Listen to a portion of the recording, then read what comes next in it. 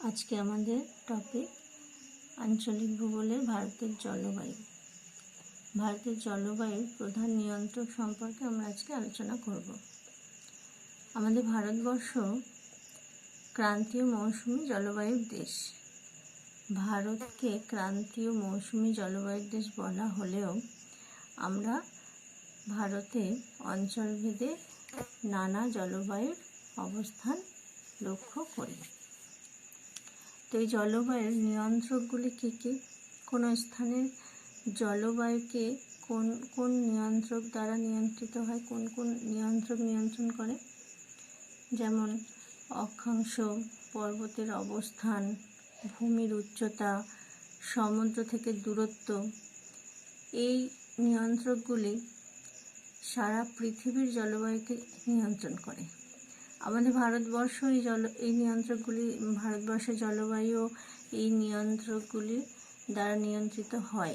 এছাড়াও ভারতের জলবায়ুকে আরও যে যে নিয়ন্ত্রকগুলি নিয়ন্ত্রণ করে সেগুলি কী কী? যেমন দক্ষিণ ভারতের উপদ্বীপীয় গঠন, দুটি ভিন্নধর্মী মৌসুমী বায়ুর প্রভাব, জেড বায়ু, এল নিনো ও লা নিনা। তো আমরা আজকে দেখে নিই অক্ষাংশ ভারতের জলবায়ুকে কিভাবে নিয়ন্ত্রণ করছে। আমাদের পৃথিবী গোলাকার। এই গোলাকার পৃথিবীর মাঝখান দিয়ে একেবারে মধ্যভাগে যে অক্ষাংশ বিস্তৃত সেটি হচ্ছে 0 ডিগ্রি নিরক্ষরেখা। এই 0 ডিগ্রি নিরক্ষরেখার দুটি গোলার্ধে পৃথিবীকে ভাগ করেছে, একটি উত্তর গোলার্ধ আর একটি দক্ষিণ গোলার্ধ।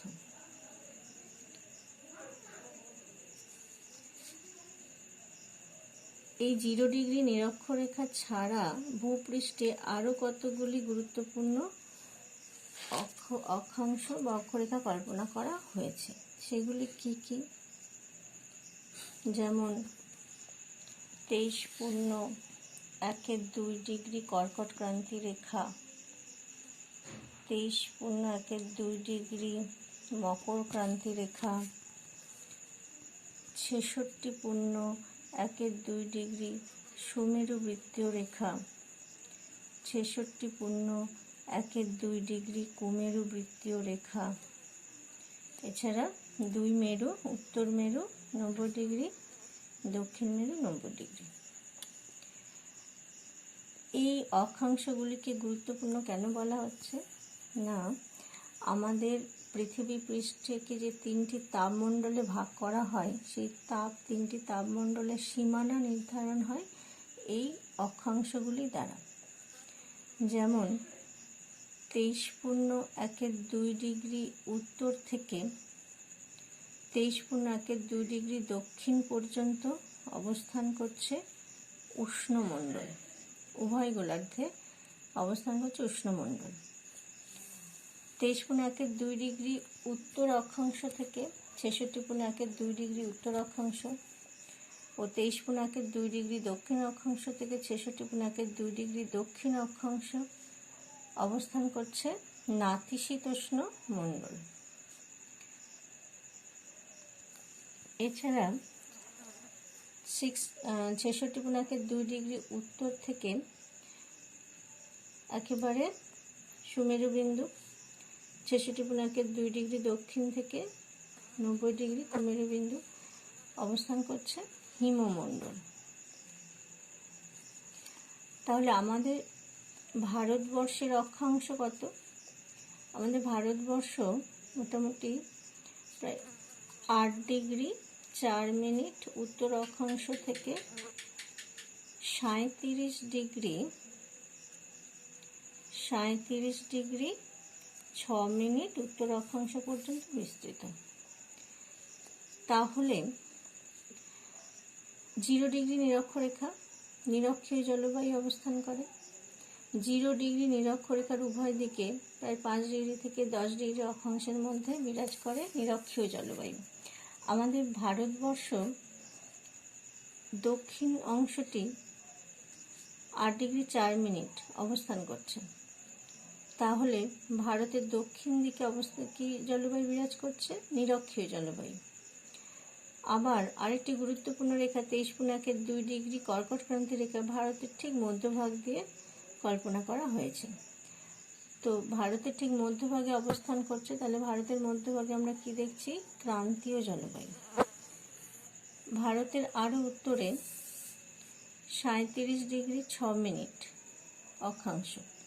তাহলে ভারত নিরক্ষীয় জলবায়ু, ক্রান্তীয় জলবায়ু এবং আরও উত্তর দিকে অবস্থান করছে নাতিশীতোষ্ণ জলবায়ু। এটি নাতিশীতোষ্ণ মণ্ডল। নাতিশীতোষ্ণ জলবায়ু ও উপক্রান্তীয় জলবায়ু ভারতের উত্তর দিকে লক্ষ্য করা যাচ্ছে। তাহলে আমরা দেখতে পাচ্ছি যে অক্ষাংশ ভেদে ভারতের জলবায়ুর মধ্যে পার্থক্য লক্ষ্য করা যাচ্ছে। ভারতের জলবায়ুকে অক্ষাংশ ছাড়াও আর যে উপাদান দ্বারা নিয়ন্ত্রিত হয় তার মধ্যে গুরুত্বপূর্ণ পর্বতের অবস্থান।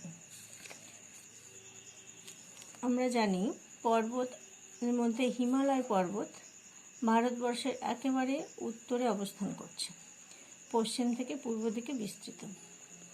এই হিমালয় পর্বত অবস্থান করছে বলেই দক্ষিণ পশ্চিম মৌসুমী বায়ু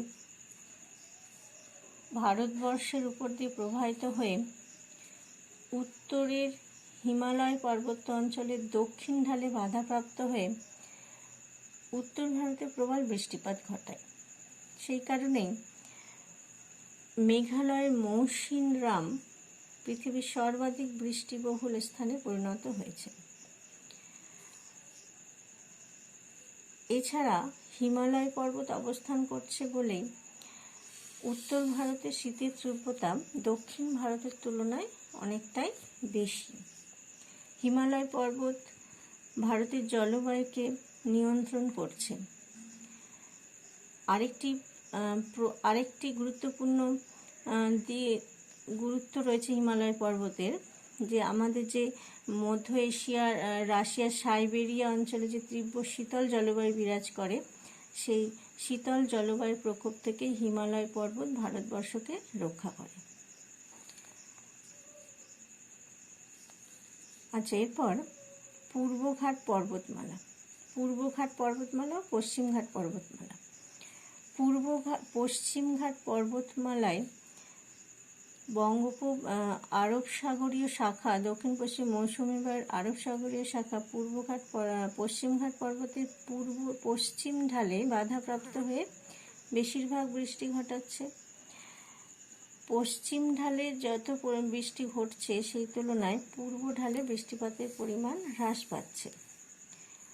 অনুরূপভাবে পূর্বঘাট পার্বত্য অঞ্চলেও দেখা যাচ্ছে দক্ষিণ পশ্চিম মৌসুমী বায়ুর বঙ্গোপসাগরীয় শাখা পূর্বঘাট পর্বতের পূর্ব ঢালে যে পরিমাণ বৃষ্টিপাত ঘটাচ্ছে, পশ্চিম ঢালে বৃষ্টিপাতের পরিমাণ হ্রাস পাচ্ছে। অর্থাৎ দেখা যাচ্ছে যে পূর্বঘাট ও পশ্চিমঘাট পর্বতমালা অবস্থানের জন্যই উপকূল ভাগের সঙ্গে অভ্যন্তর ভাগের জলবায়ুর পার্থক্য লক্ষ্য করা যাচ্ছে। ভারতের আরেকটি গুরুত্বপূর্ণ পর্বত আরাবল্লী পর্বত। এই আরাবল্লী পর্বতের অবস্থান দক্ষিণ পশ্চিম মৌসুমী বায়ুকে তেমনভাবে প্রভাবিত করতে পারে না। কেন পারে না? দক্ষিণ পশ্চিম মৌসুমী বায়ুর আরব সাগরীয় শাখা ভারতবর্ষের উপর দিয়ে প্রবাহিত হয়। তো আরব সাগরীয় শাখার প্রবাহ পথ ও আরাবল্লী পর্বতের অবস্থান একই সমান্তরাল। ফলে এই পর্বত দ্বারা আরব সাগরীয় শাখা সেভাবে বাধাপ্রাপ্ত হয় না। কিন্তু বঙ্গোপসাগরীয় শাখার একটি ক্ষুদ্র অংশ, যা আরাবল্লী পর্বতে বাধাপ্রাপ্ত হয়ে আরাবল্লী পর্বতের পূর্ব ঢালে কিছুটা বৃষ্টিপাত ঘটালেও যতই অভ্যন্তর ভাগের দিকে এগোনো যায় ততই বৃষ্টিপাতের পরিমাণ হ্রাস পায়। সেই কারণে আমরা দেখতে পাচ্ছি যে থর মরুভূমি সৃষ্টি হয়েছে। ভারতবর্ষের একমাত্র মরুভূমি থর মরুভূমি অবস্থান করছে এখানে। আচ্ছা, ভারতের জলবায়ু পর্বতের অবস্থানের জন্যই আমরা দেখছি যে ভারতবর্ষের জলবায়ুর মধ্যে অঞ্চলভেদে বৃষ্টিপাতের তারতম্য লক্ষ্য করা যাচ্ছে। পরের নেক্সট পয়েন্ট, ভূমির উচ্চতা। ভূমির উচ্চতা কিভাবে জলবায়ুকে নিয়ন্ত্রিত করে? প্রতি 1000 মিটার উচ্চতায় তাপমাত্রা হ্রাস পায় 6.4 ডিগ্রি সেন্টিগ্রেড হারে। সেই কারণেই আমরা কি দেখি না, পার্বত্য অঞ্চলের সাথে সমভূমি অঞ্চলের জলবায়ুর মধ্যে পার্থক্য রয়েছে। ভারতের পার্বত্য অঞ্চল নাতিশীতোষ্ণ জলবায়ু বিরাজ করছে, আর সমভূমি অঞ্চলে উষ্ণ জলবায়ু বিরাজ করছে। তার একটাই কারণ